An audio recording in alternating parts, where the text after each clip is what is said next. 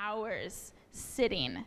And this has all kinds of, we don't have time to go into the health dangers of sitting, but we're going to stand up, and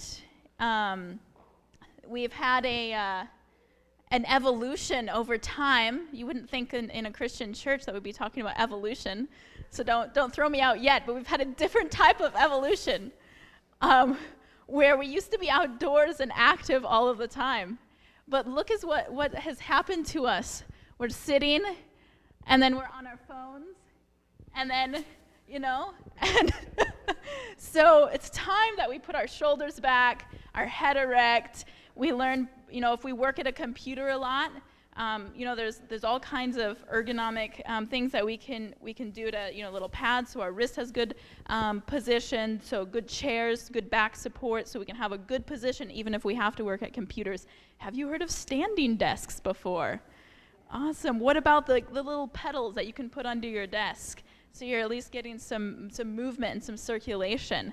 So what do you think happens to, and we have a pulmonologist here tonight, what would you think happens to your lungs if you're like this a lot?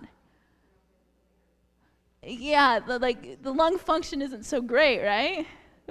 What do you think? The bottom of the lungs are really crunched, and then you're shallow breathing all day, and you're not opening up your lungs. So we want to have our exhaling longer than our inhaling longer than our exhaling. So I'll count to 10. We'll exhale in for 10 seconds, and breathe out for 5. Okay, are you guys ready? All right, so let's breathe in. 1, 2, 3, 4, 5, 6, 7, 8, 9, 10, and then breathe out. Awesome.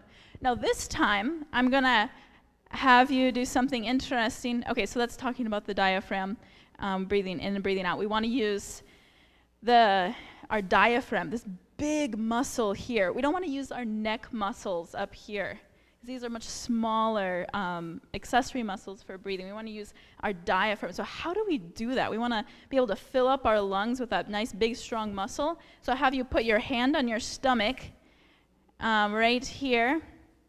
And when you're breathing in this time, I want you to feel your stomach, and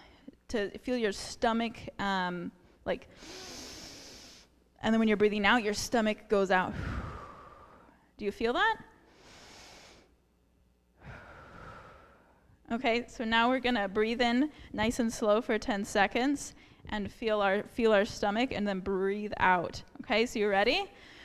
1, 2, 3, 4, 5, 6, 7, 8, 9, 10, and then feel your stomach go out. Breathe all the way out. Nice, big, strong abdominal muscles. So that deep breathing, filling up our lungs, helping with our getting good circulation and all throughout our body, decreasing stress and cortisol levels. And we talked about that last week. So another trick to add to the bag.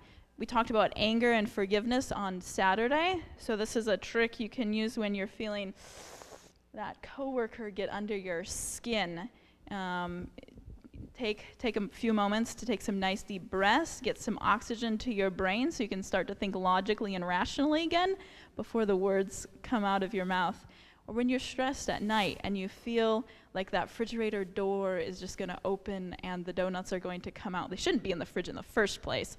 But when you feel like opening that refrigerator door, taking some nice deep breaths instead and drinking some water, going for a walk, all these things that can decrease our stress throughout the day and increase our immune system. Now, where do you think the best, you guys can sit down if you want, you can keep standing. I don't really, obviously, just like we just talked about, it really doesn't matter. Where do you think the best place would be to get your deep breathing? In maybe in like stale air when you have like reheated air the whole time? Would that be the best place? No, not at all. So what do you think about, obviously deep breathing anywhere would be helpful, but what about breathing outdoors? Is there benefits to that? aside from just the fact that you're deep breathing. There actually is.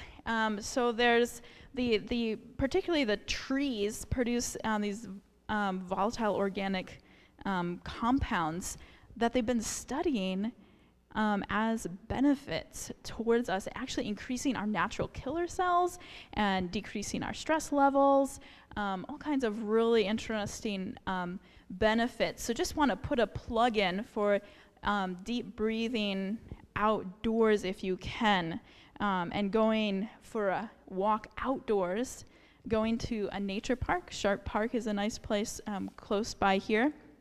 And they actually have exercise equipment right there. That's really nice to use outdoor in the fresh air and the sunshine. We're going to hear a little bit more about sunshine tonight. I'm really excited, as well as exercise. So I will not mention anything more about that. But what did we learn tonight in our life hack? Breathe. All right, done. And breathe correctly with good posture.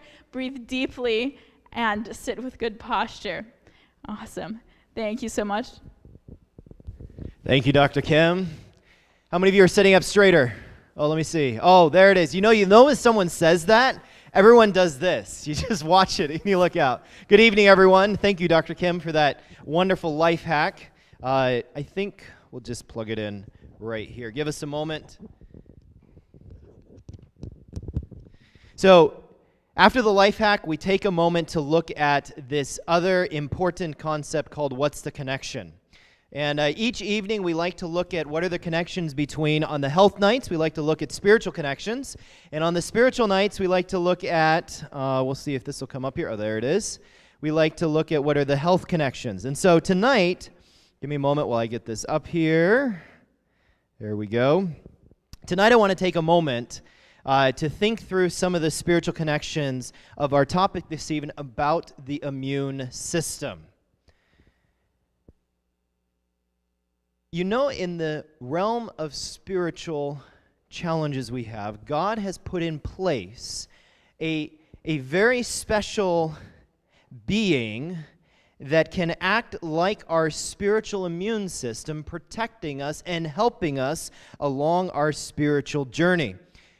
If you go to John chapter 14, if you have your Bibles, you can turn there. There's Bibles in front of you in the pews. You can look there if you'd like, or you can just listen as I read. In John chapter 14, Christ is talking with his disciples just before he goes to the cross and dies for humanity. It is Easter weekend coming up. It seems appropriate that we talk about this now. And as he's talking with the disciples, he is telling them about something he is going to leave with them that will protect them and guide them in their walk, and that being is still with us here this evening. John chapter 14. Those of you who have your Bibles, are you there? Notice what it says. We're going to go down to verse 16. Well, actually, let's start in verse 15. If you love me, keep my commandments. Verse 16, and I will pray the Father, and he will give you another helper, that he may abide with you what? Forever. Now notice what it says. Who is this helper? Verse 17, the Spirit of truth, whom the world cannot receive, because it neither receives him nor knows him. But you know him, for he dwells with you and will be with you. I will not leave you orphans. I will come to you. Now, jump over to verse 26, and then we'll pull this together. But the helper, what are the next two words? Those of you who are looking at it in your Bibles. The Holy Spirit, whom the Father will send in my name. He will teach you all things and bring to your remembrance all the things that I said to you. This is an incredible promise from Jesus to spiritually bolster you in your walk. What God promises is that when we ask, he will send the Holy Spirit, a personal part of the Godhead, one of the three beings in the Godhead, and he will guide you into all truth. He will work in your life, and he will transform you into a new being that reflects the image of Jesus Christ. You see, here's the reality. In the warfare against self, in the warfare against sin, In the warfare against that glazed donut,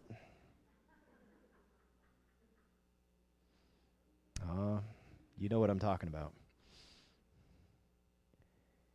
In that warfare, some of us feel powerless to be able to overcome. But God has help for you in the Holy Spirit that will give you the victory that you wouldn't have on your own. And so you go before God and you ask Him, "Dear Jesus, would you please give me the Holy Spirit?" And when God hears that prayer, He will answer that prayer. The Holy Spirit will come, and spiritually, He will protect you in the walk of life. How many of you want the Holy Spirit? Praise the Lord. That's our What's the Connection.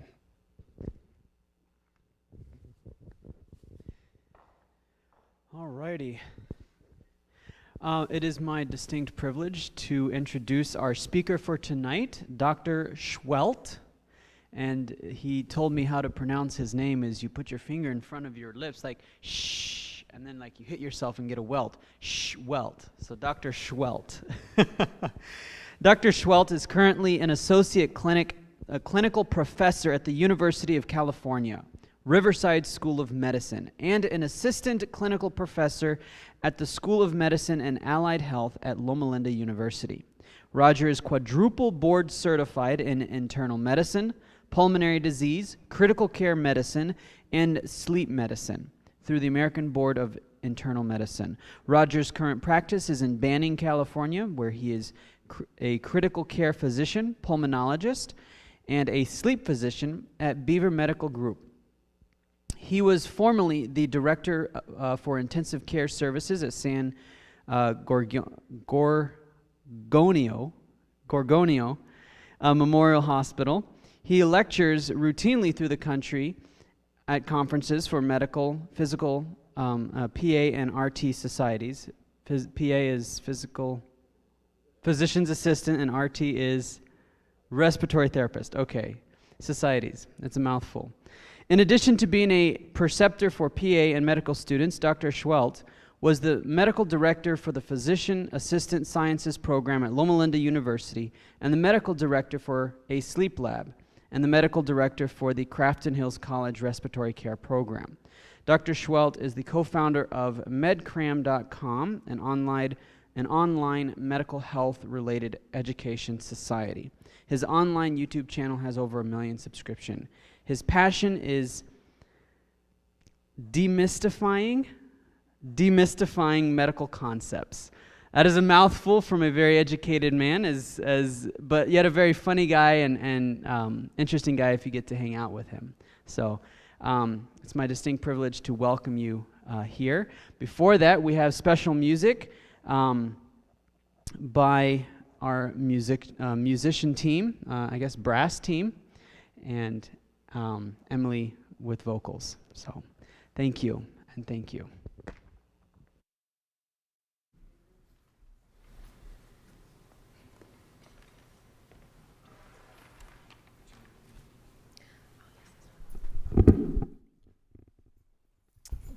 Good evening again. As they're setting up, I will introduce the song. It's a classical piece by J.S. Bach. I think a lot of us know and enjoy him. So I will be singing in German. I hope that none of you speak German. But the translation is, "Abide with me, then will I fear not, the journey to that far-off land where sorrows cease and all is peace."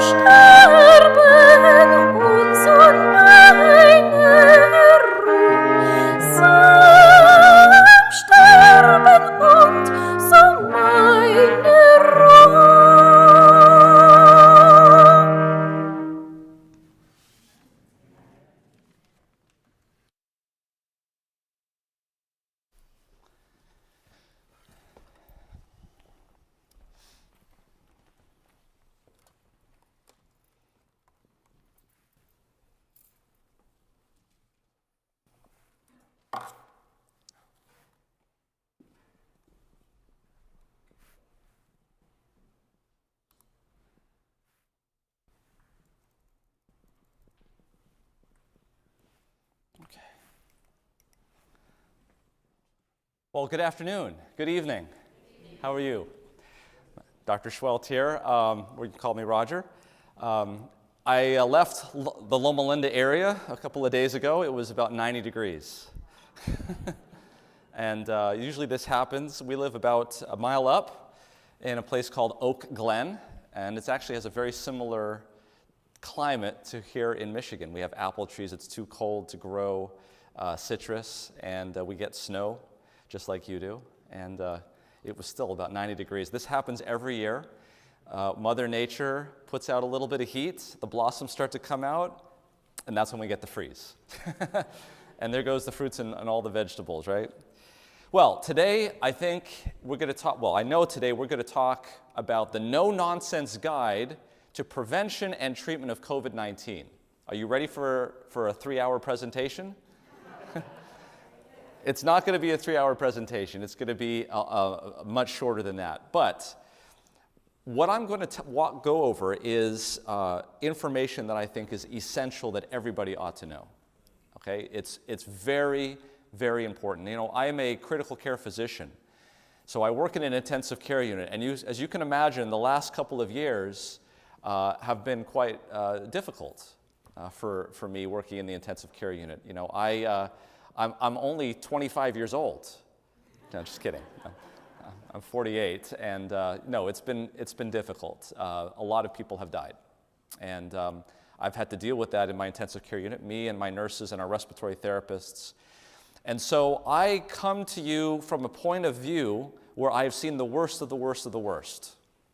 I work in a one-town ICU. In other words, we have one hospital in this town of Redlands, California, and we have one hospital in that town, and there's only one intensive care unit in that hospital. So anything that goes wrong in that town is coming to me. So I've seen everything. When I show up to work, when I'm in the intensive care unit, I know that if anything goes wrong in surgery, it's coming to me. If somebody has an allergic reaction down in the emergency room, it's coming to me. As my colleague says, Roger, you're the toilet. Everybody eats, what everybody eats, it's all coming to you. So be prepared and be ready to deal with it. So realize that that's the situation that I have, that I'm coming from, and what I want to do, and I'll get into this a little bit, I don't care about who's running for governor. I don't care who's running for president of the United States. It doesn't matter to me. I just want to keep people alive. So, so the last couple of years, as all of you know, politics came into medicine. I don't care about politics. If it works, I'm going to use it. Okay? So that's where I'm coming from. I'm an equal opportunity offender, as you'll see tonight. And by the time you're done, you won't know who I'm voting for. Okay? All right. So all I care about is keeping you alive. So this is what we're going to talk about tonight. This is an overview. We're briefly, just to check a box, going to talk about medicines and vaccines. You know enough about those. Okay? What I really want to get into, and what I'm going to spend the bulk of the time on, is the stuff that you don't probably know a lot about. And if you do, great, but we're going to round it out. We're going to talk about vitamin D. We're going to talk about sunlight. We're going to talk about sleep, exercise, hot and cold therapy, and fasting. Okay? This is a whirlwind. I've got about 80 slides. So take notes, get ready, and I will boil it down for you. I'm going to condense it. We're going to get into the science. If you can't follow all of the science, don't worry. We're going to come back to something very practical where the rubber meets the road. I'm going to make it very real to you, okay? You don't need to have gone to medical school to understand this talk today. But here's the problem that we have, since we're going to talk about medicines, is we have a false dichotomy that's been imposed by the media that says that if you're on the political left, you need to believe that the vaccine works, that responsible behavior like masks work, and that you should listen to authority. That's all good, but also that if you're on the political left, that you should believe that indiscriminate vaccine mandates as the only solution is also true, and that we should have draconian shutdowns. So there's good and there's bad, right? And then on the right side, the political right, we should believe in immune-enhancing interventions like sleep, sunshine, diet, and lifestyle, which of course I sign on to. I believe in that. Responsible liberty, believe in natural immunity and early treatment, but they also tell us that we're supposed to believe on the right that vaccines don't work, that we should refuse to wear masks because of liberty, and we should undermine authority because we shouldn't believe in them because, remember back in the 1960s, what did they say? Don't believe anybody over the age of 30. Do you remember that? I wasn't alive at that time, but that's what I'm told. Here's the problem with this dichotomy, is that you have to choose one side or the other, and you start to believe things that you wouldn't normally believe, and you start to dispel things that you wouldn't normally dispel. So I cut the line differently. I cut it horizontally.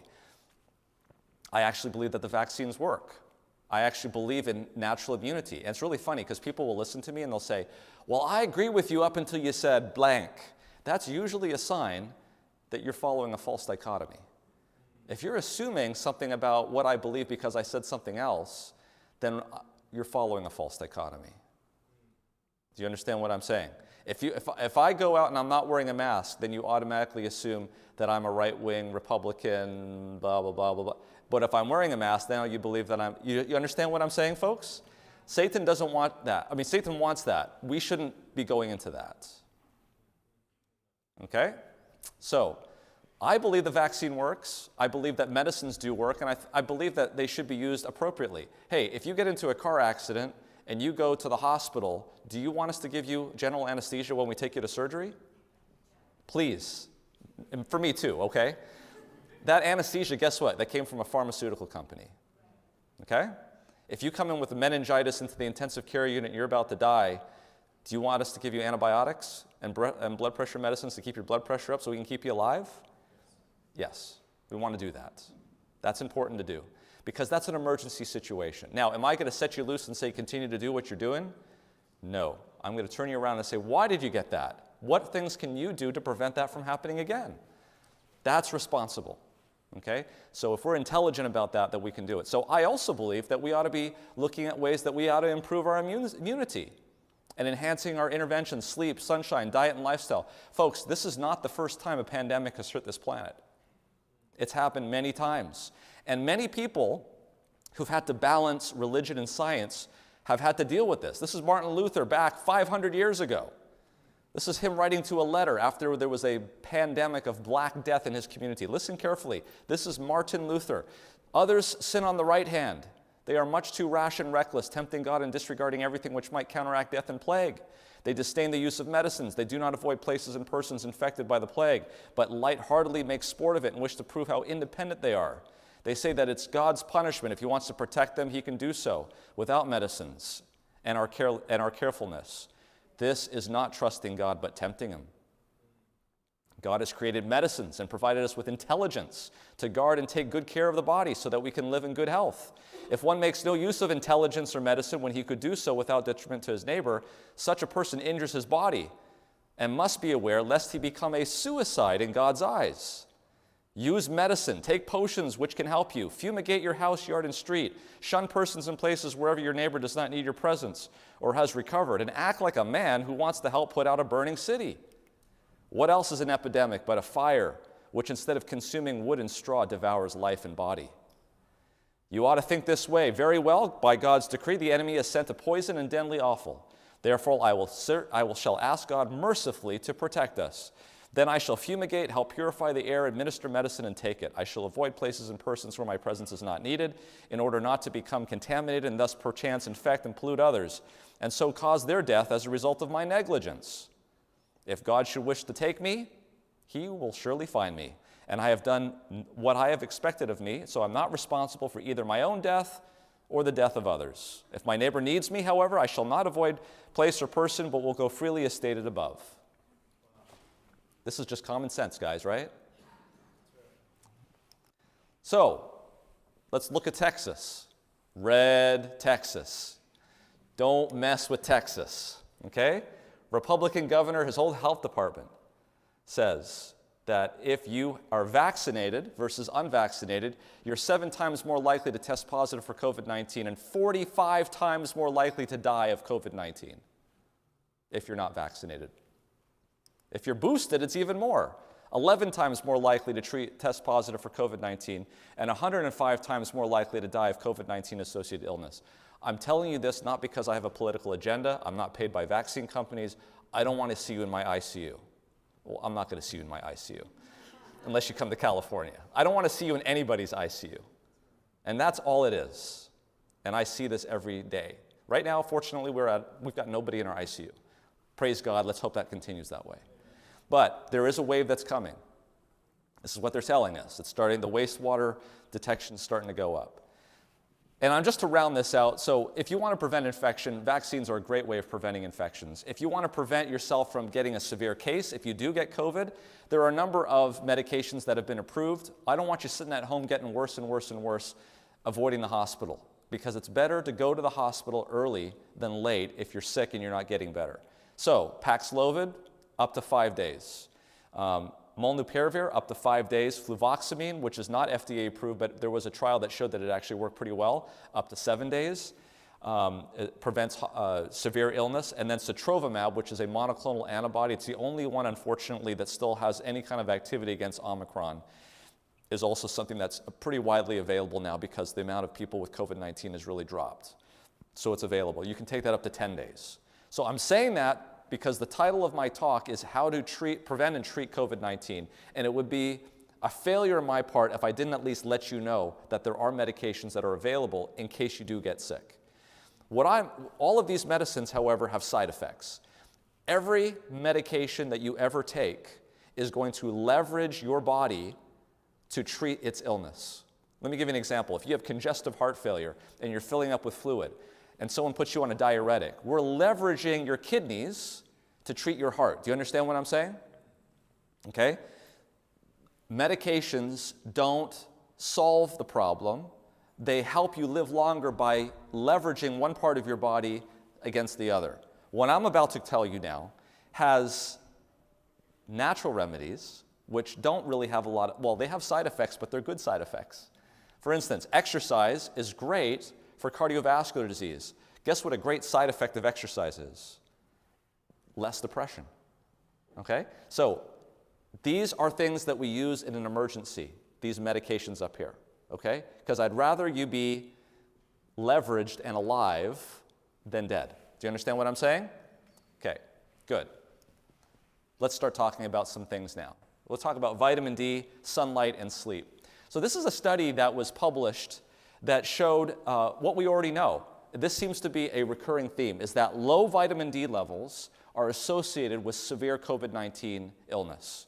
We have numerous studies going back for the last year and a half. People come into the hospital, people who end up on the ventilator, people who are dying have low vitamin D levels. This is another study that showed this. If we track people who have vitamin D levels of less than 12, as you can see there in red on the left, their survival probability is much lower than people who have vitamin D levels that are greater than 12. If we make the cutoff at 20, you can see there on the right that people with vitamin D levels of less than 20, again, have worse survival than those who have levels greater than 20. And we've actually talked about it. We did a MedCram video back in about a year ago. Very popular video. We got 12 million views. It was very popular, talking about vitamin D. Well, here's a study that was interesting. This was actually a study that was conducted by Dr. Martineau. Martineau is a very strong proponent of vitamin D. He loves vitamin D. And yet, in this study, when they gave them 3,200 international units of vitamin D when they had low levels, people still got sick with COVID-19. So we're seeing this paradox. This paradox is that low vitamin D levels seems to lead to a worse outcome, but when we give vitamin D prospectively, in a number of studies, it doesn't seem to make much of a difference. So we actually did a study on this. We did a light video. Here's what I am proposing and what I want to propose to you, and I want you to take very seriously. There's two groups of people in this world. There's people that tend to be outside people, and there's people that tend to be inside people, okay? Now, compared to the rest of the world, Americans, what are we? Typically outside people or inside people? What do you think? We are so inside people. And the reason why, this could be the reason why Americans, even though they're only 4% of the world population, at one point made up 25% of the worldwide cases of COVID-19. There is a problem with our health in the United States when that seems to be the issue. So the thing that I want you to understand is that when you are outside, you're exposed to obviously light that you can see, but also light that you can't see. Specifically, ultraviolet and infrared radiation. Are you familiar with those two things? Okay. So as you can see here, outside people have high ultraviolet radiation, and ultraviolet radiation is what is responsible for making vitamin D in your skin. Infrared radiation we'll talk about, but there is emerging evidence that near-infrared radiation from the sun is responsible for penetrating deep down into your skin, into your tissues, where it goes into the mitochondria, which are these powerhouses of the cell, and it increases melatonin. Are you thinking melatonin during sleep from your brain? It's the same substance, but it's made completely differently, and it's actually made not at night this way, but in the day. And there's some evidence, as we'll talk about, that intracellular melatonin is the key to having less severe COVID-19, among other things, as we'll talk about. So look at the inside people. The inside people don't get ultraviolet radiation. They don't get near-infrared radiation. They have low vitamin D levels, and they have more severe COVID. And whenever we see this association. Low vitamin D levels equals worse COVID. Now, if this is true, what would happen if I gave extra vitamin D to those people? Would that change the amount of near-infrared radiation they're getting? Would we expect their COVID-19 severity to change in any way? No. Do you understand what I'm saying? So in other words, vitamin D may be a marker of inflammation. Take a look at this. Let's go through this methodically. This is influenza. Every single winter, we get a spike in influenza deaths. It's happened forever. Something is happening to the human body during winter that causes it to be susceptible to influenza, because exactly the same thing happens in Australia and South Africa, except it's shifted by 6 months. So what is it about this? Well, we could say that it could be, this is actually the distribution of irradiance from the sun. You can see there at 250 nanometers on the far left, that's the ultraviolet spectrum, and then there's the visible spectrum that it peaks at, and then everything from about right there over is near-infrared radiation. So is it possible, could it be that extra sunlight that we're getting in the summertime is giving us vitamin D, and the vitamin D is helping us with influenza? That's certainly a possibility. What happens about COVID-19? There's a study that looked at what happened during the winter of 2020 to COVID-19 peaks in Europe. So what they decided to do is say, okay, in Europe, in the winter of 2020, there was these peaks of COVID-19. And they said, I wonder if those peaks has anything to do with humidity or temperature or the latitude. And what they found is that there was no correlation whatsoever with temperature. There was no correlation at all with humidity. But what it was correlated with is that the very first countries to get their peak in COVID-19 were at the top of the map, and the last country was at the bottom of the map. So in other words, the first country was Finland, the last country was Greece. Imagine this, the sun is high up in the northern hemisphere in the summertime, right? Then it starts to drop in the summertime, and it reaches the equator in fall, right? September, and then it starts to drop down for the wintertime into the southern hemisphere. Which is the first country that's going to have the lack of sunlight that's going to it? The countries in the north, correct? And which was the one that got the first peak? It was Finland. In other words, they found there was a perfect correlation with the amount of sunlight that the country was getting. So there's something in the sunlight that's allowing people to get COVID. There's something in the sunlight that's preventing people from getting COVID-19. And when you remove the sunlight, i.e. wintertime, that's when they get the peak. Do you understand what I'm saying? Okay, so what do you think it is? Well, they did another study. This was published in the British Journal of Dermatology by the University of Edinburgh. And they did a very interesting study. They studied you guys. When I say you guys, I'm from California. They didn't study us in California. They studied you guys in the northern part of the United States. Why did they study you guys in the northern part? They wanted to study a population of people that there was absolutely no way you could get enough vitamin D from the sun in the wintertime. So as you can see here on the map, they actually X'd out the entire lower portion of the United States, anywhere where they could get enough vitamin D during the wintertime. That should make you feel a little disconcerted, correct? Okay. Take your vitamin D. But what they found was for those people living in the northern part of the United States, they found a perfect correlation. You may not be able to see this here, but as you went up in latitude, as you went north in the United States, the mortality from COVID-19 went up. The more north you are, the more likely you were to die of COVID-19. They then checked this out in England. They found exactly the same relationship.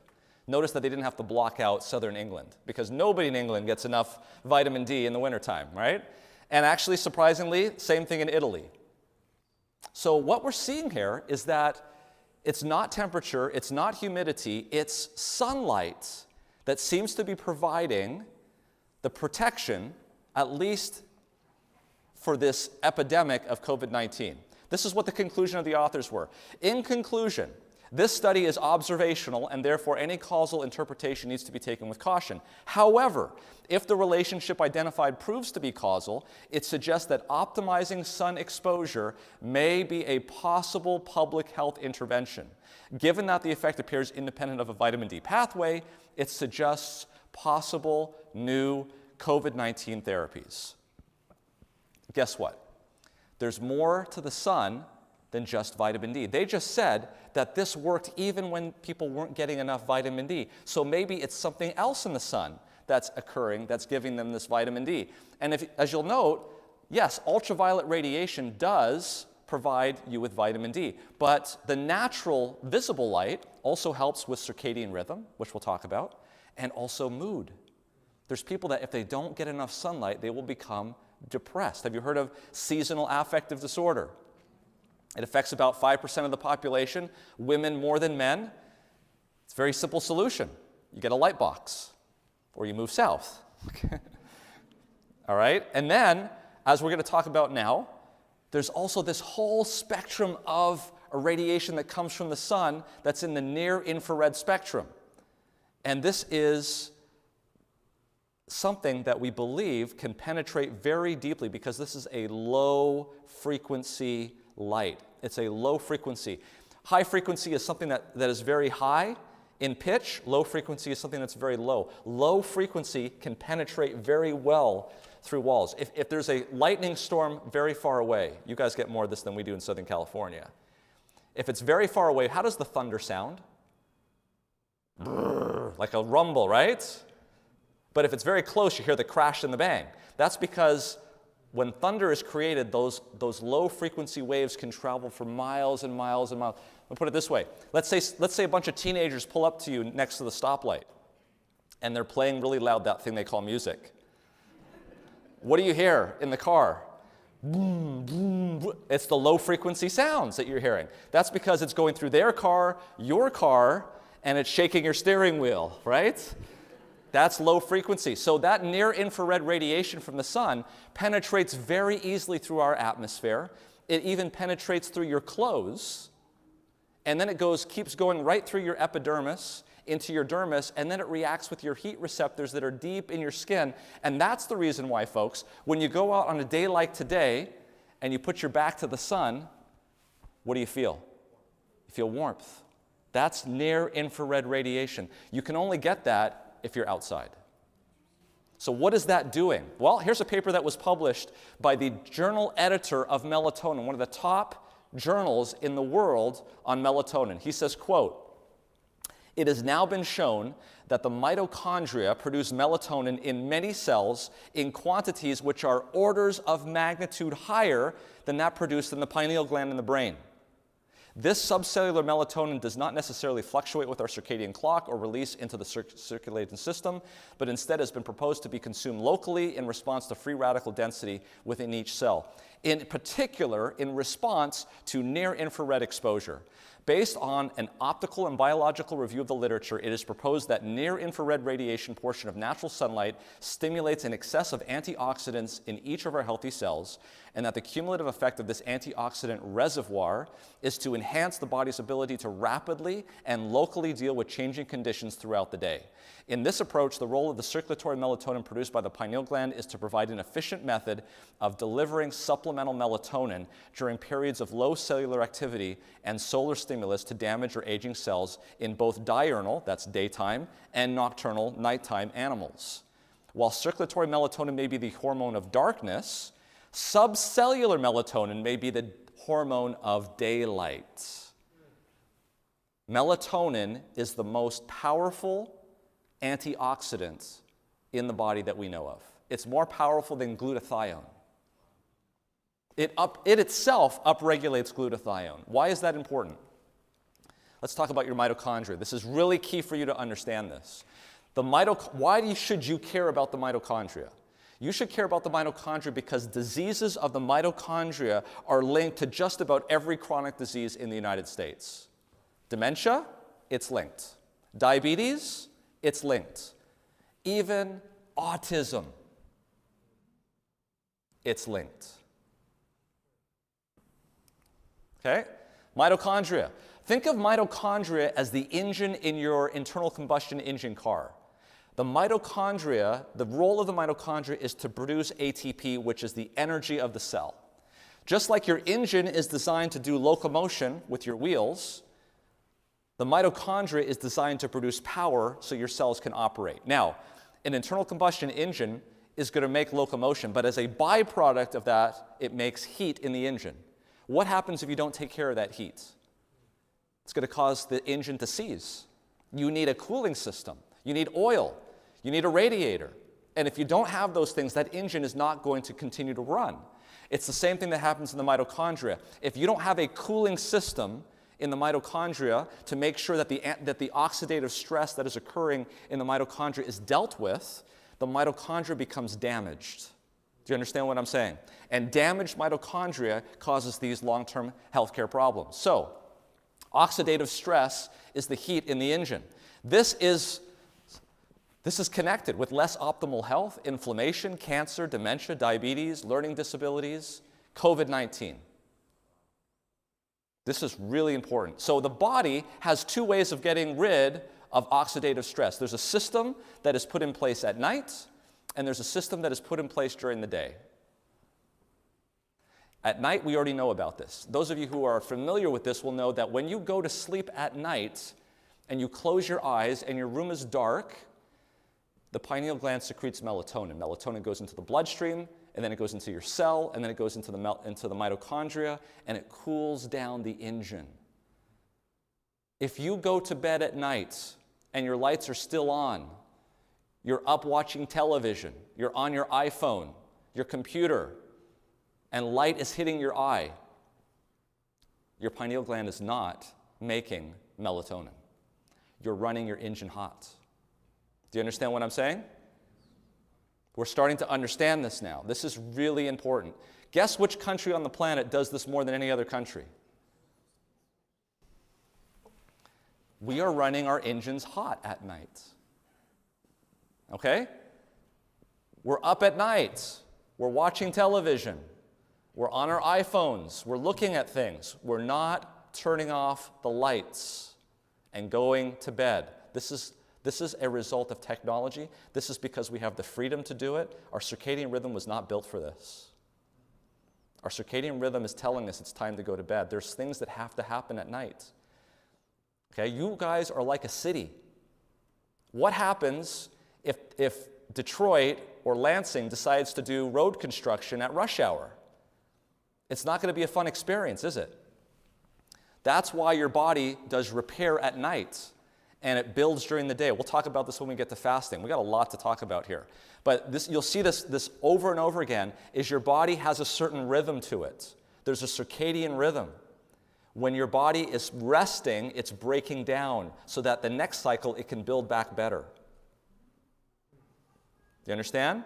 And if you're not doing it at the right time, it's kind of like you can drive from here into downtown Lansing at rush hour, or you could do it when there's not rush hour. It's the same distance, but it's much easier to do it at one time than it is the other, correct? I will show you that you can have the same meal, same number of calories in a meal, and if you eat it at one time of the day, it's going to be much worse for you than you eat it at the right time of the day. It's because your circadian rhythm is built in for a certain timing. And with technology and all of the things that we have, you could go to Denny's, and I'll tell you, when you go to Denny's, it says breakfast, lunch, dinner, late night. Because you can. You can do whatever you want. Remember a time when you used to watch television and it actually would turn off at night? Like it would go static, remember that? Okay? That doesn't happen anymore. You can watch TV at 2 o'clock in the morning. You can. Does that mean you should? So what's the situation during the day? Well, scientists are saying that the sunshine makes melatonin during the day. But what happens? Do we get sunshine?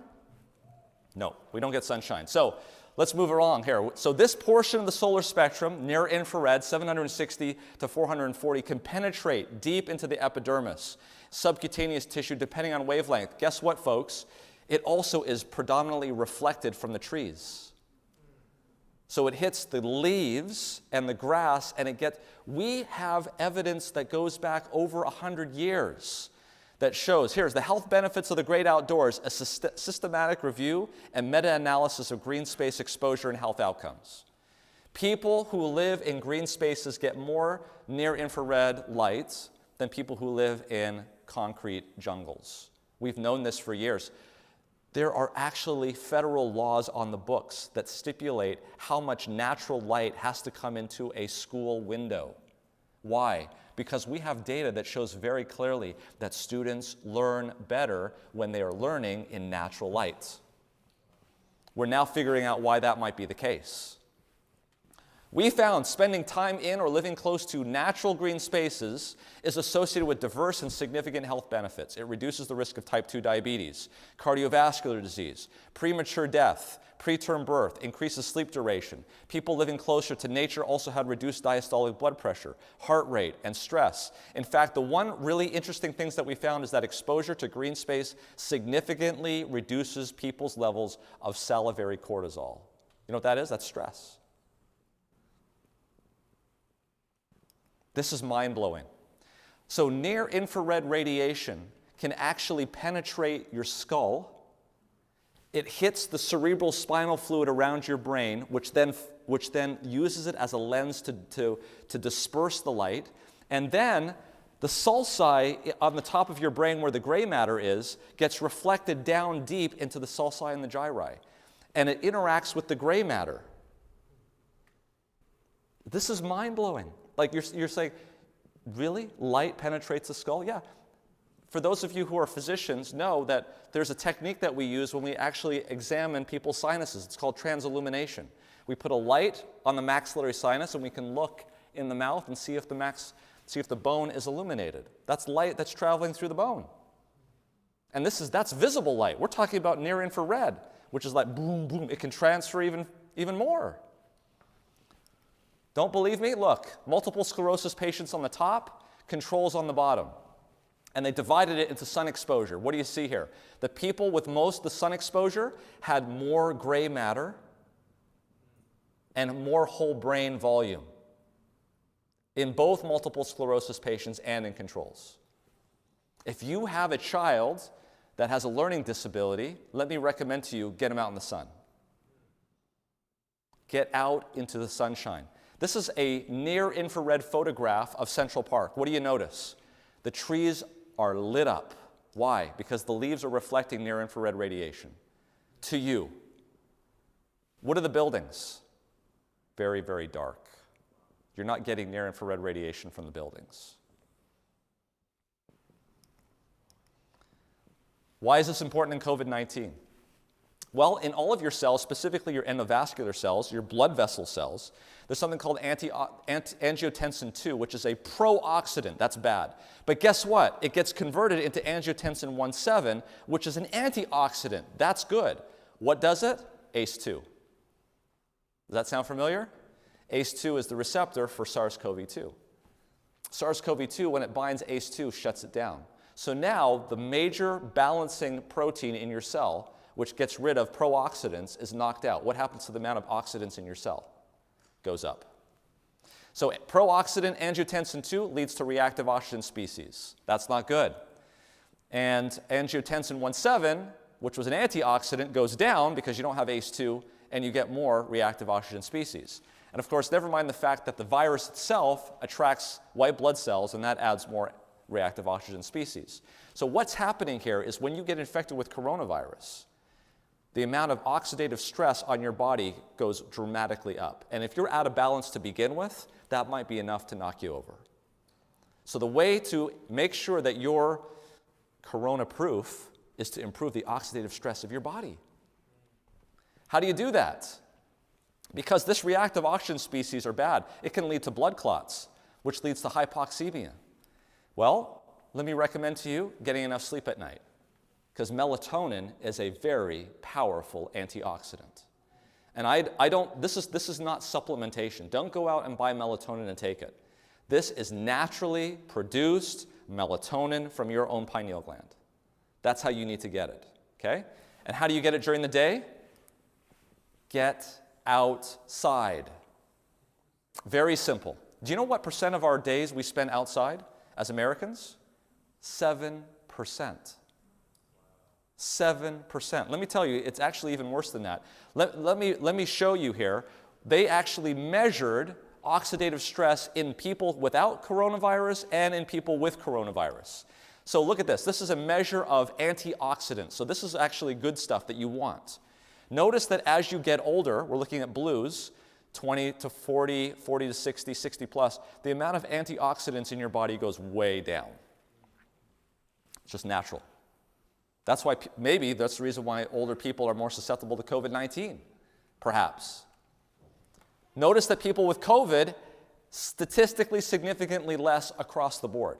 It's being sucked up, it's being used up, and all across the board. Okay, what about oxidative stress? Now higher is worse. In the control groups, notice what happens. As you get older, 20 to 40, 40 to 60, 60 plus. It's not good. Another reason perhaps why older people are more susceptible to COVID-19, because their oxidative stress is horrible. And in COVID-19, it was even worse. What about plasma F2 isoprostane? This is a measure of oxidative damage. It's damage that's already happened. Again, across the board, as you get older, blue, control subjects, gets worse. And in COVID-19, it was worse across the board. So if you want to prevent this, you want to get melatonin in any way you possibly can. You want to get melatonin before sunset. And the way you do that is by getting out into the sun. Not directly necessarily. Remember, that'll go through clothes. Just get outside, and you will get enough near-infrared radiation. How do you get it after the sun goes down? Close your eyes and go to bed. That's how you get it. I'm telling you, I'm going to make the rubber hit the road here. You know, I find it really interesting that eventually everybody sees the light. Have you heard of that saying? Everybody sees the light? Every knee shall bow, every tongue confess. It's much better to see the light before it closes. Because if you see the light before it closes, it's to your body's benefit. If you see the light after it closes, it's to your body's detriment. Isn't that interesting? I think so this is not new. People used to do this all the time. Why? Because I believe physicians and healthcare professionals 100 years ago had better observational skills than we as physicians do today. Why? Because we can depend on all these sorts of fancy technology. They knew that people that were out in the sun did better.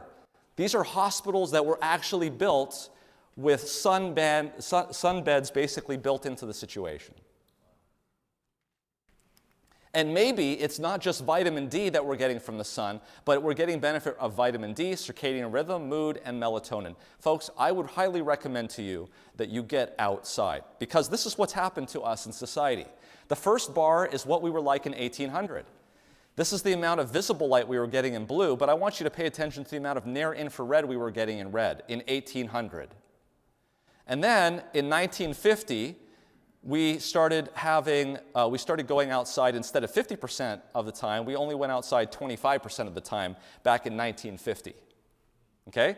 And then in 1990, we started switching out our incandescent bulbs with fluorescent bulbs, and we only went outside maybe 15% of the time.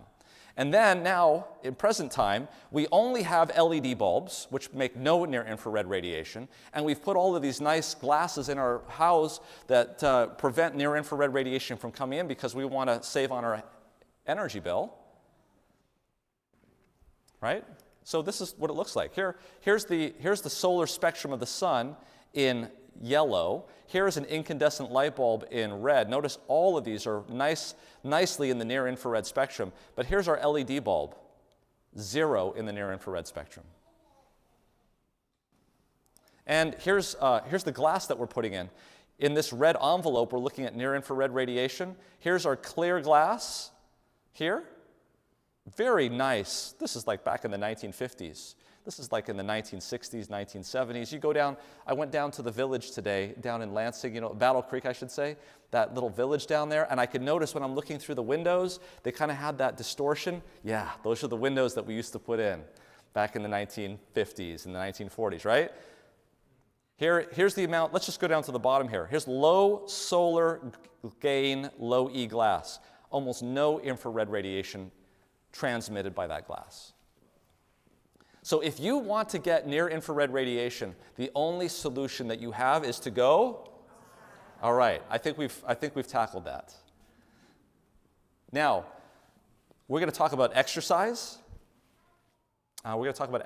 So here's the solution that you can do. How many people have all the time in the world? Because if you have all the time in the world and you're not busy, this is what I highly recommend to you. I highly recommend to you, if you have all the time in the world, is to do your exercise by buying a membership to a gym and going inside and doing it underneath the fluorescent lights. So you take care of the exercise portion. And then, because you have all this time, now go outside and sit in the sun and get the near-infrared radiation. That's what I recommend to you who have all the time in the world. Now, to those who don't have all the time in the world, let me recommend to you that you cancel your gym membership and you do all of that work that you were doing in the gym outside. And if you're lucky and have a garden, maybe do some gardening and get some vegetables out of it. That's for another part of the talk. Does this make sense? All right, we're putting it, I'm sorry if I'm coming across sarcastic. But we seem to do this sort of stuff. So not only does light from the eye go to the suprachiasmatic nucleus, which is for our circadian rhythm, but it also goes to something called the perihibangular nucleus, which actually helps us with our mood. Okay? So going into the sun also is going to help for our depression and our seasonal affective disorder, which probably a lot of us are just coming out of right now, right? Because we just went through that. This slide is to remind me and you and everybody that it only takes a few photons of light into the eye to shut down melatonin production. So please stop looking at light after 9 o'clock, if you can, okay?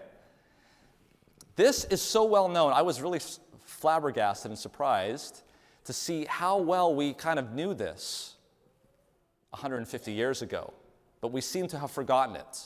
So this is a notable health reformer who wrote about the sunshine. She says here, the feeble one should press out into the sunshine as earnestly and naturally as do the shaded plants and vines.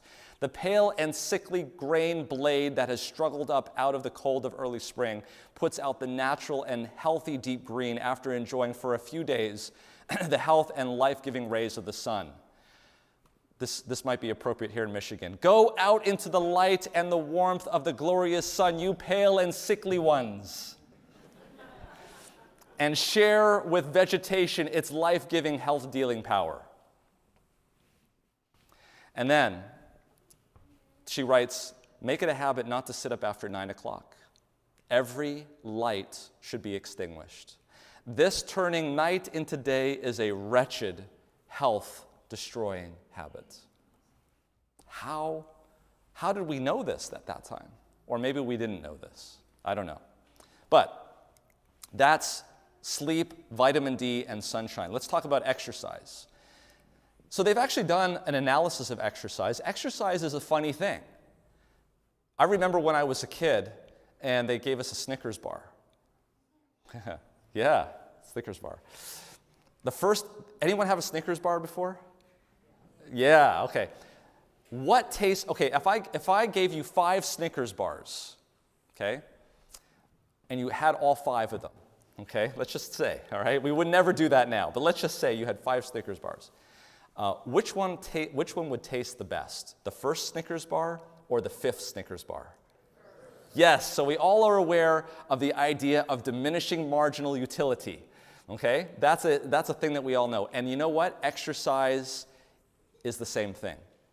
How many of you have heard about somebody in the last 2 years that died of COVID-19 and they were a marathon runner? I've heard it, right? And what do we say? We say, wow, and they were a marathon runner. Well, I have some education for you to do tonight. Because as it turns out, exercise is a J-curve. And this is well described in the literature. I have to be honest with you. I have a saying in my house. My wife loves to go out on trails and loves to jog on the treadmill. I have a saying. My saying is, no pain, no pain. I'll take that. No pain, no pain. Hey, why do we need to say anything more? In this J-curve, I am on the left side of that J-curve, okay? I'm the couch potato. Not really, but sort of, okay? Any exercise that I do above what I'm doing is going to go down on that J-curve. And that's a good thing because that's a reduction in stress, that's a reduction in cytokines, that's a reduction in infections. There comes a point, though, when you start to do too much exercise, and that actually causes stress on the body in a negative way that actually predisposes you to getting infections. Did you guys know that? You had never known that.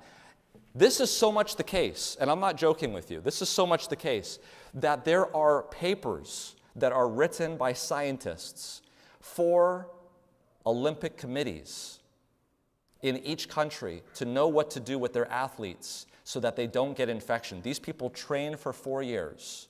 Very elite athletes at the top of their game. The last thing they want to do is get sick a week before the Olympics. Do you understand what I'm saying? They have to treat them more carefully than you or I because they are more susceptible to getting illnesses than we are. So here's the thing I want to have absolutely dispelled in your mind. When I say you need to go exercise, all of you immediately, because of marketing, will think about the commercial on the television with the nice fit man and the nice fit woman doing the exercise, right? And you think, I've got to do that to get the benefit of exercise, right? Do we all hear that? That's not the case. In fact, doing too much exercise Yeah, I'm actually up here at the podium telling you that too much exercise can actually be bad for you. Let me show you a very interesting study. This is done not too far from here at McMaster University in Ontario, Canada. It was done by Jennifer Heiss, who is the Fit Lab director there. She is at the campus at McMaster University where there are students, and she took these students in the last 6 weeks of their term and followed them. This is a very stressful time of their life. They're taking exams. They want to make sure that they pass. And she divided them randomly into 3 groups. The first group, no exercise. The second group, moderate exercise. And the third group, high-intensity exercise. Let me describe for you a little bit more what type of exercise they were doing. So both the moderate and high-intensity people were doing 3 times a week, 20 minutes a day. But the moderate intensity were only getting up to about 70% of their maximum target heart rate. And the high intensity were getting up to about 80 to 90% of their maximum target heart rate. What's your target heart rate? Take 220, subtract your age. So if someone's 50, 220 minus 50 is 170. That's your target heart rate. Okay? I remember when I was first learning this, I was 20 years old. It was so easy. I was just 220 minus 200. Now I'm like almost 50. So yeah, 170 is my target heart rate. So you can kind of get a sense about what they were doing. So she measured their depression. She measured their blood tests. She measured their cytokines. This is what she found. Number 1, in gray were the people with no exercise. So in just 6 weeks of stress, there was a significant increase in depression in people that did no exercise. That's that gray bar that we're seeing here right at the far end. This is the Beck Depression Inventory 2. It's a validated scale looking at depression. Not only did those people that did moderate exercise not get increased in depression, they actually had less depression than those people than the same people did 6 weeks earlier, even though they were under stress. Okay, moderate exercise. Now, the people who did high-intensity exercise in red also developed a benefit, but notice that that benefit did not carry over for anxiety. That benefit did not carry over for perceived stress. What's the answer here? Moderate intensity exercise. Walking. Okay, you don't need to be running a marathon to get the benefits. In fact, if you are running a marathon, you're not getting the benefits. Okay, what about tumor necrosis factor alpha? That's a cytokine that's not really that great for you. IL-6 actually is the cytokine implicated in COVID-19 that causes the inflammation that gets people into the intensive care unit. What happened there? Notice that for IL-6, there was a reduction. The most reduction was in those that did moderate intensity exercise. And the people that actually had an increase were those that were doing the marathons. So the next time you see somebody, these elite athletes who are collapsing, these people are really running, these people are actually susceptible to inflammation and oxidative stress. Okay, so moderate intensity exercise. This is what Dr. Heiss, the director of the Fit Lab, says. A critical question we sought to address was whether different physical exercise programs that prevent the development of these depressive symptoms could also reduce pro-inflammatory cytokines. Indeed, we found support from this 6 weeks of moderate intensity continuous exercise, which resulted in less depression and lower levels of tumor necrosis factor alpha compared to the non-exercise control group. All right, let's talk about heat therapy. Hydrotherapy, cold contrast showers, baths, sauna, fomentations, all of these things. Generally speaking, in all forms, is a long amount of heat for about 20 minutes, followed by a quick cold. Are you guys familiar with this? How many people like the heat? How many people like the cold? Oh, we got some people. Okay, we like some people who like the cold. That's the worst part, right? It's the cold. And I assure you guys here in Michigan, when you turn that thing cold, it's really cold. All right, you got to learn something a little bit about the immune system. So cells of the immune system, there are 2 aspects of your immune system. There is the adaptive immune system, and there is the innate immune system. The innate immune system is here on the left. This is the part that goes around your body eating up things that are foreign, but they also go around the body eating up things that are self but damaged. I want you to, again, think about the analysis of a city. A city that builds things. You guys have houses that are built, correct? When that house is built, is it good for life, or do you have problems with the house eventually? Do pipes leak? Do roofs leak? Imagine if you never fixed anything and all you did was build. What would be the quality of the type of structures in that city? Pretty bad, right? That's what happens when you eat all the time and you don't allow the body to fast. That's what happens when you're awake all the time and you don't allow the body to sleep.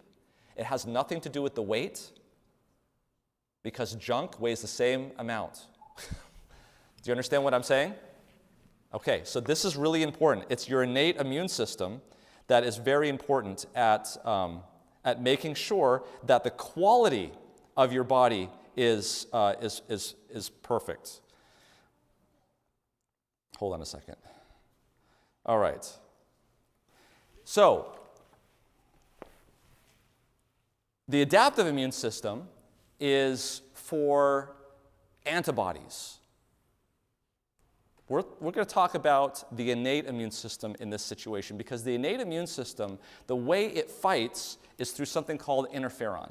Interferon is a protein that the innate immune system secretes that helps fight against infections like COVID-19. It's very well named because it is interfering with viral infections. So here's a study that was published in Science. And what it shows clearly is that people who had mild COVID-19 infections secreted a lot of interferon, and people that had critical COVID-19 infections secreted less interferon. Here's interferon activity: mild, lots of interferon; people with severe, less interferon; people with critical, the least amount of interferon. So interferon is very important early on in the infection if you want to nip COVID-19 in the bud. Not just COVID-19, but other ones as well. Any kind of infection.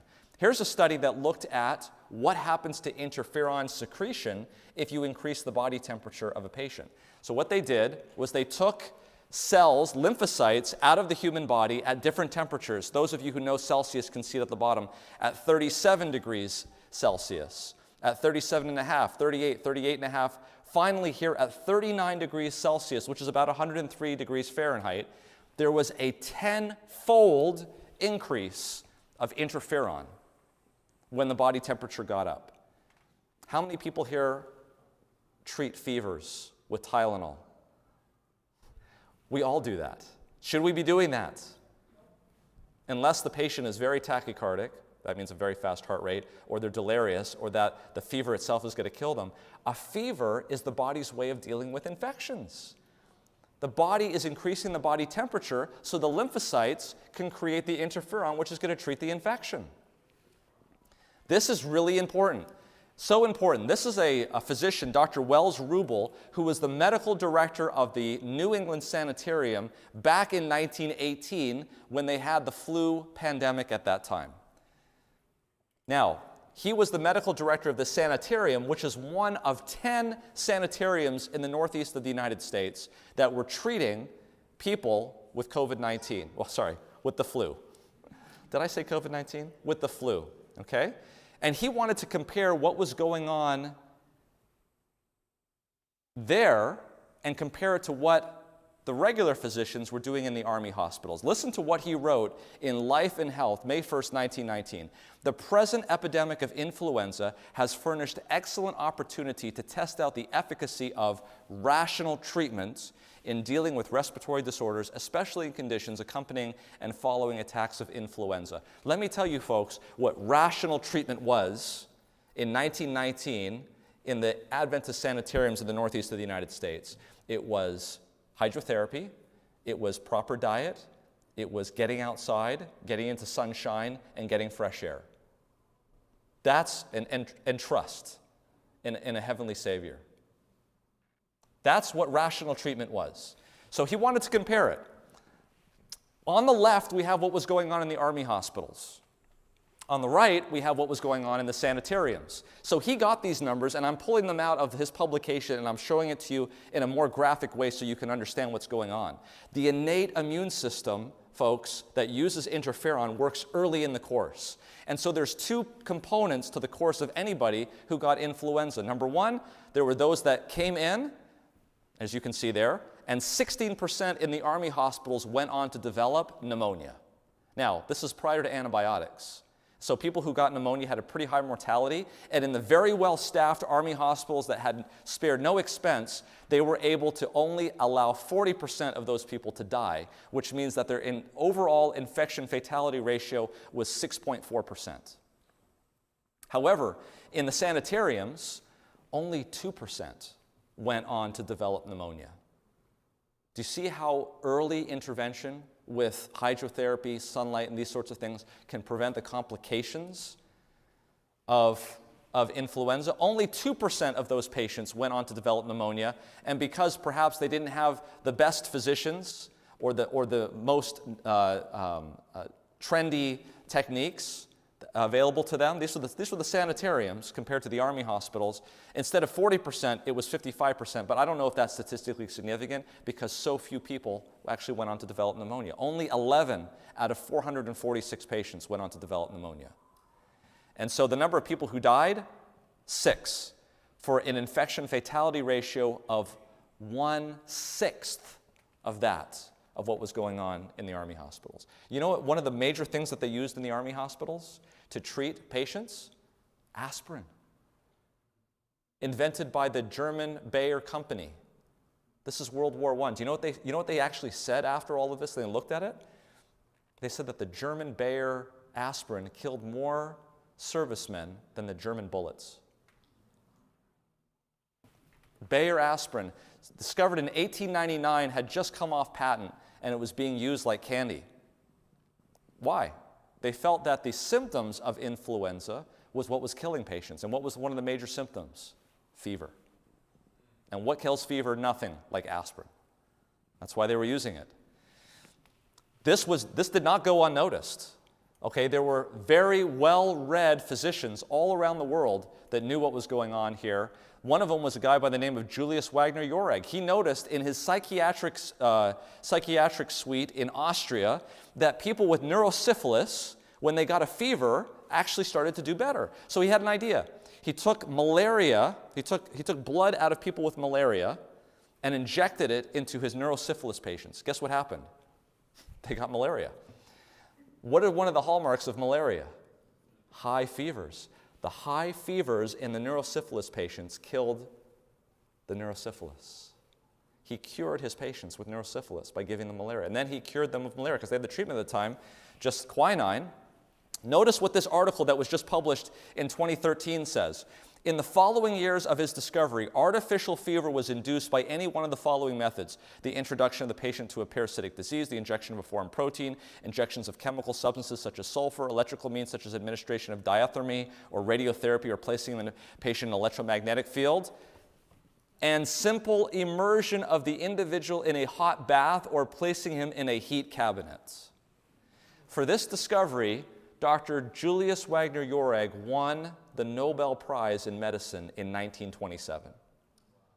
The very next year, the world discovered penicillin. And so what happened was it was much cheaper to develop a pill to give a patient to cure an infection than it was for a nurse to give the intensive treatments that this patient needed to have. I was just down in Battle Creek, the sanitarium. Do you know they would treat thousands of patients a day in that facility? This was prior to penicillin. It worked.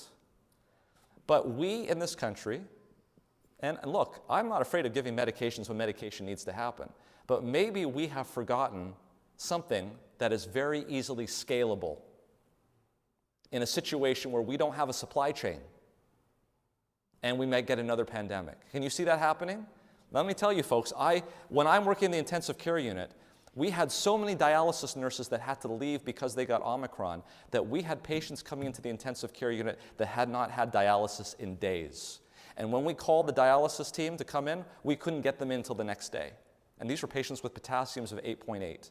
Now, for those of you in the medical field, when I say a potassium of 8.8, that's near death. So I've already seen a taste of what it's going to look like when we don't have a supply chain, and that's very easy to happen. So when we don't have a supply chain, look, it's great to have vaccines, it's great to have medications, but if you don't have a supply chain, you don't have any of that. You can always turn on the spigot and have water.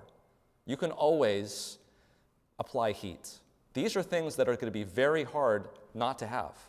And we should all be educating ourselves on rational treatments, as Dr. Wells puts it.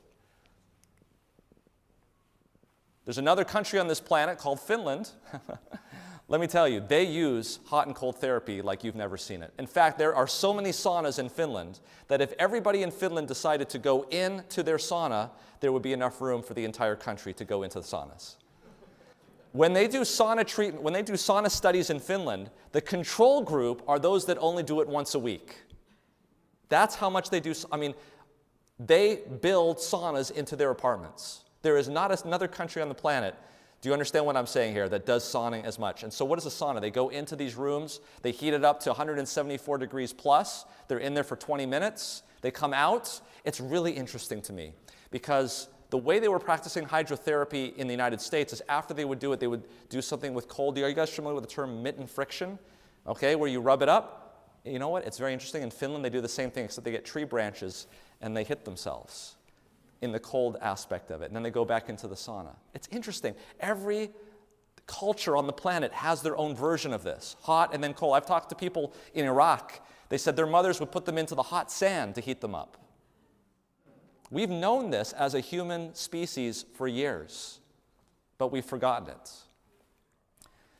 Amazing data. All-cause mortality reduction in people that do saunas, and it's a dose-response curve. The more you do saunas, the more the benefit of saunas.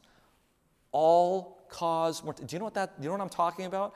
That means that they died of everything less often when they did saunas. Major cardiovascular disease benefit. I'll leave it at that, but if you want to look into this, look at the data on saunas in Finland. It's very interesting. Finally, let's wrap up here as the hour is getting late. Fasting, folks. Before we get to fasting, let's just finish this up. I'm not going to even talk about what you're eating or how much of it you're eating.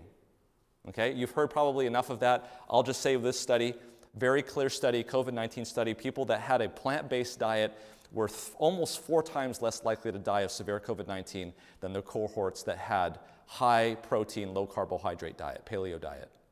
Published, peer-reviewed, British Medical Journal. Okay? It was an association study, it wasn't a causation study, but I'm going to leave that at that. The rest of what I'm going to talk about in the last 3 minutes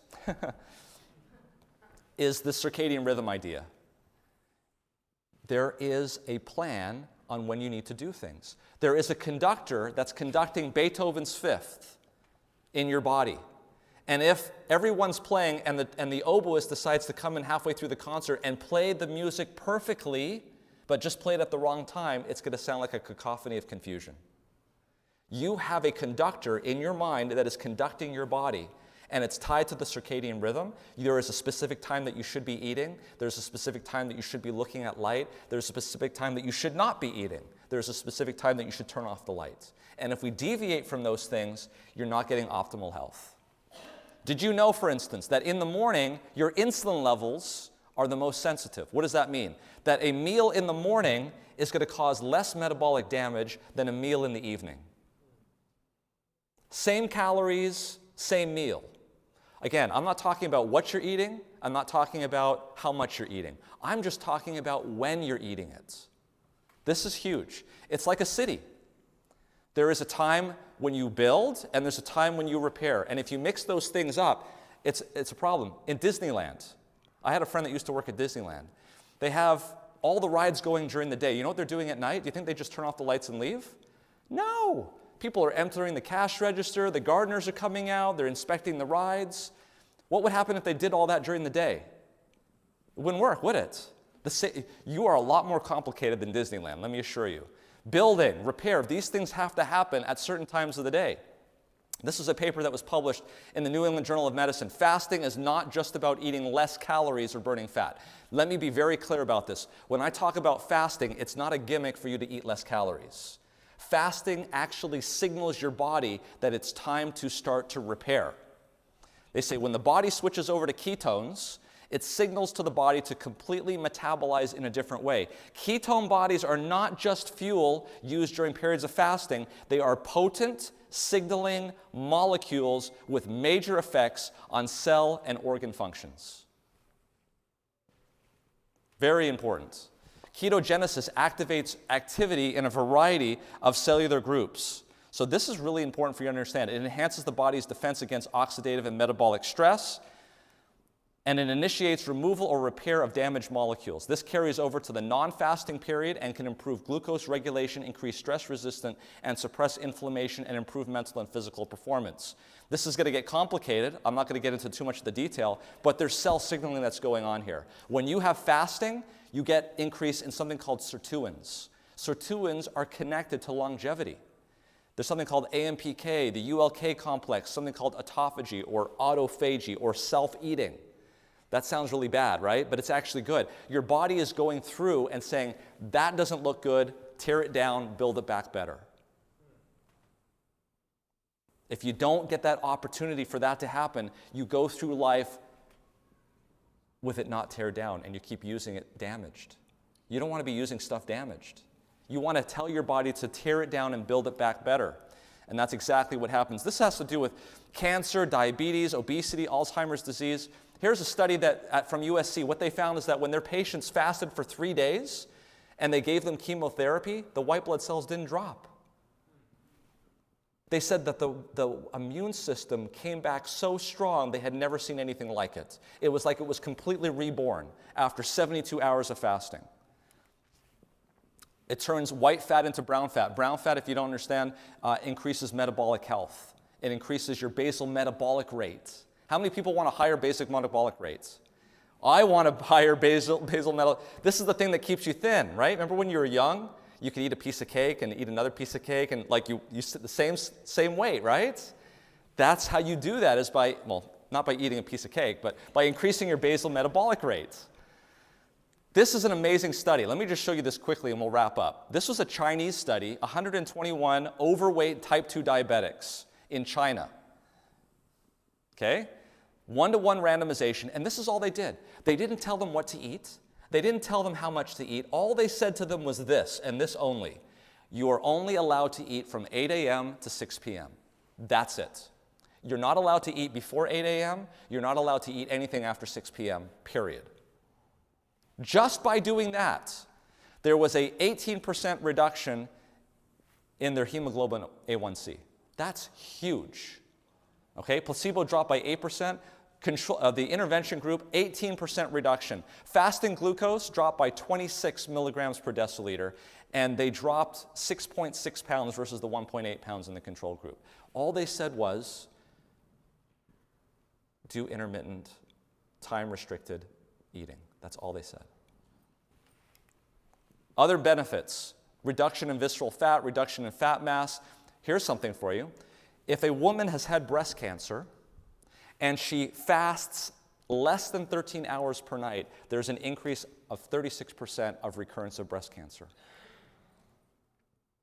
Your body has to be able to have the chance to go through your system, find the stuff that's damaged, and get rid of it so you can build back better. The only way your body can do that is if you have a period of fasting that's long enough. The only way you can do that, since there's 24 hours in a day, is to limit the time that you're eating. Do you understand what I'm saying?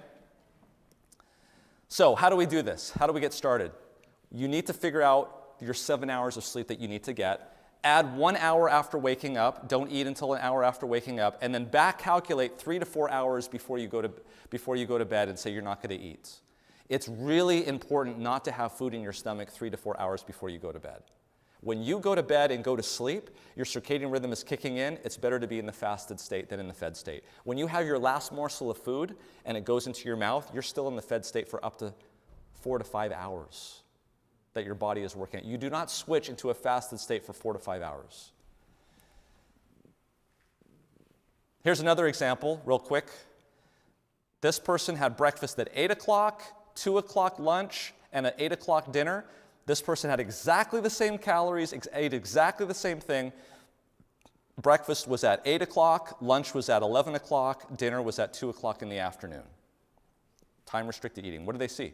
amazing things happened. After just 4 days, there was an increase in cortisol in the morning, which is good, and a decrease at night, which was better. There was this increase in something called brain-derived neurotrophic factor.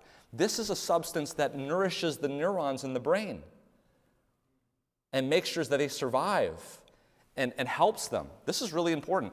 Sirtuin-1 went up. This is something that goes against inflammation, oxidative stress, and DNA damage. And finally, something called LC3A. After just 4 days, went statistically significantly higher.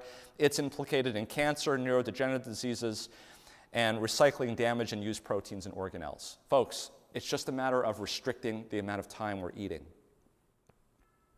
It's impressive. What breaks a fast? Anything that has calories in it. So you can drink water and lemon, no problem. So what do? Who is this not for? People who are pregnant, people who have a history of eating disorders, people who have problems with blood sugar because of type 1 diabetes. Talk with your physician first if you have an issue. So we've talked about medication, vaccines, vitamin D, sunlight, sleep, exercise, heat, cold therapy, and fasting. This is a nice little schedule that I put together for people. How many people here do 12-hour shifts? Okay, it's really hard to do this. I also work a 12-hour shift, so I've put together a schedule here for you, how you can get the benefits of this and not be, because look, I do the same thing. I get home at 7, and if there's dinner for me, it's at 8 o'clock. When am I supposed to go to bed? 12 o'clock? Right? I got to wait 3 to 4 hours. So this is what I recommend doing. Get up at 5 o'clock in the morning. Look at a SAD light. This is one of those light boxes that you can get. It grounds your circadian rhythm and tells you that the light's coming up. It's about 10,000 lux for 20 minutes. 5 to 6 o'clock in the morning, you can do your devotional, you can do your workout, and then an hour later at 6 o'clock, you can eat breakfast. 6:30, leave for work, get to work at 7. If you get lunch, when you get lunch, make sure you go outside and get into the sunlight. Okay? Get some sunshine. It'll help you. And then when you leave work, you're going home. When you're eating, by the way, at lunchtime, that's your last meal of the day. So eat well. And then when you get home, you're not eating. You're going to bed at 8 o'clock, and when you go to bed at 9 o'clock, you still have another 8 hours to get your sleep. So what do? You get your sleep, you get your melatonin at night, you get your melatonin during the day, you're doing your time-restricted eating. Folks, if you follow this schedule, I guarantee you, you will feel better, your metabolic health will improve, and you will do a tremendous impact on the prevention and treatment of COVID-19.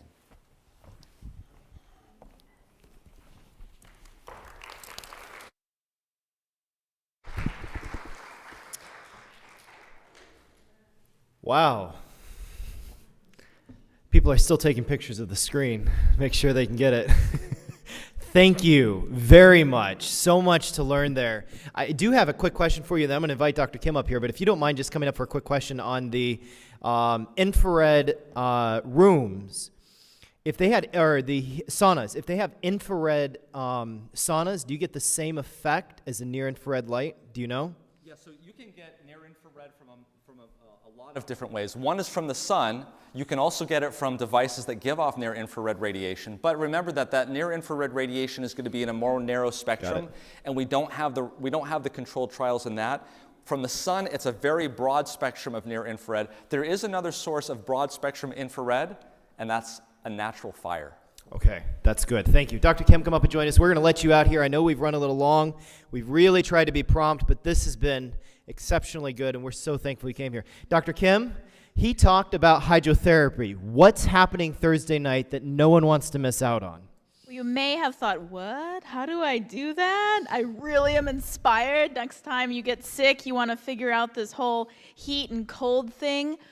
Well, don't worry. Come Thursday night, Rich and Rhonda Smith, so she's a nurse. They've actually worked at, they were nursing director at 2 of the different sanitariums that are currently in existence right now, doing hydrotherapy, teaching people hydrotherapy. So they've actually gone all across the country practically showing people how do you do this thing called hydrotherapy. And it's actually not complicated. They're going to show multiple different ways of being able to do it. Something you can just do in your shower. Something that you can just do with a pot of water on your stove. Something called fomentations. And I think they're going to be able to get into some of the other treatments as well. So you will not want to miss it. No special equipment required. Invite your friends, family, enemies. So we want them all to be well. We hope. Thursday evening, 6:30. Look forward to seeing you there. Let's stand for prayer as we dismiss. Father in heaven, truly we are fearfully and wonderfully made. And you've put us in a world that when we are in nature is pristinely designed for our optimum health. I ask that you will help us to remember everything that we learned and go and apply it in our lives, in how we sleep, and how we spend time outside, and how we exercise, and when, and what we eat, that we might have the optimum health that you desire for us. Bless each one of us as we go from this place, and bring us back safely on Thursday evening. In Jesus' name, amen. God bless you. Thanks for being here. Look forward soon.